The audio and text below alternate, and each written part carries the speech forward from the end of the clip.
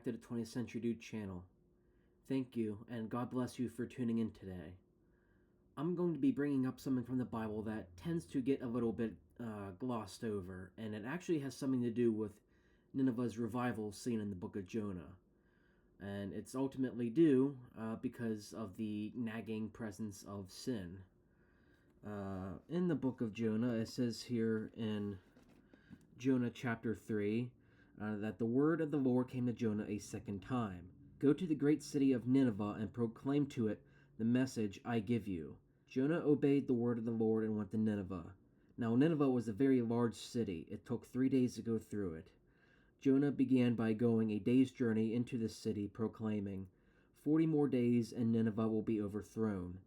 The Ninevites believed God. A fast was proclaimed, and all of them, from the greatest to the least, put on sackcloth. When Jonah's warning reached the king of Nineveh, he rose from his throne, took off his royal robes, covered himself with sackcloth, and sat down in the dust. This is the proclamation he issued in Nineveh. By the decree of the king and his nobles, do not let people or animals, herds or flocks, taste anything. Do not let them eat or drink, but let people and animals be covered with sackcloth. Let everyone call urgently on God. Let them give up their evil ways and their violence.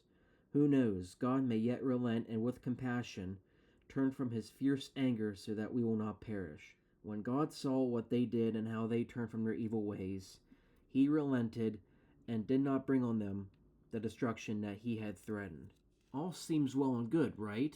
The Ninevites redeemed themselves in the eyes of the Lord. End of story. You'd think. But fast forward just 2 books later, in the book of Nahum, right here, and the Lord gives another prophecy to the minor prophet Nahum. At least I think that's how his name's pronounced. I might be wrong, so I apologize. But he gives another prophecy to the prophet Nahum against the wicked city of Nineveh. So what just happened here? I know some of you are probably like, maybe Nahum and Jonah are actually out of order. Nahum actually takes place before Jonah, and Jonah is simply there to simply solidify this prophecy from God, to basically turn from your wicked ways and turn your hearts to Him. That would sound like a reasonable conclusion, but that's not the case.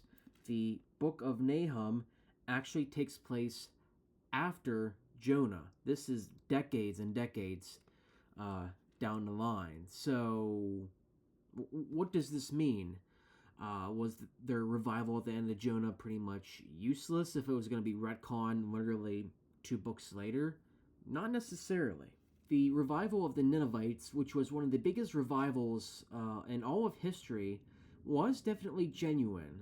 That indicates that the revival, as impactful as it was, and many souls of that generation did turn to God, unfortunately it was never lasting, because a generation or 2 later, didn't the Ninevites forget about the Almighty God and go right back to their old sins like they were doing before.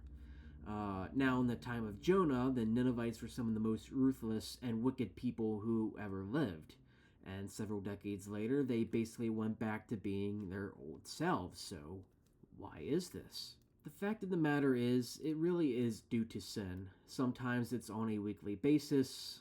Some of the church-going religious folk out there tend to get all emotional Sunday mornings, think differently about their lives, confess their sins even.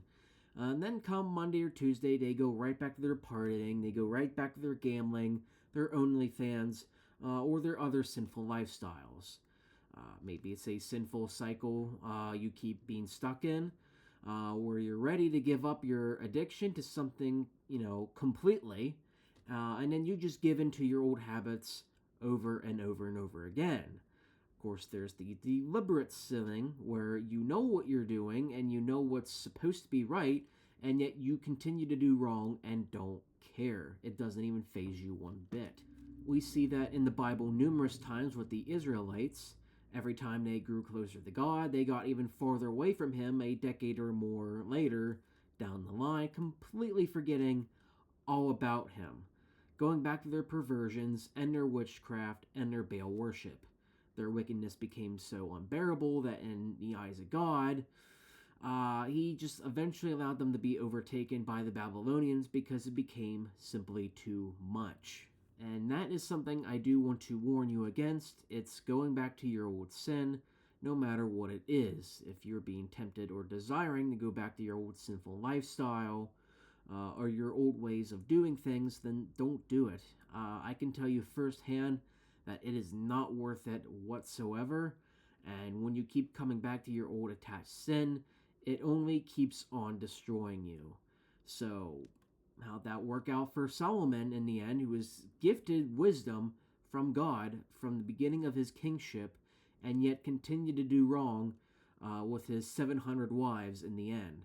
How did that work out for the Israelites when time and time again they turned away from God until eventually he just had enough?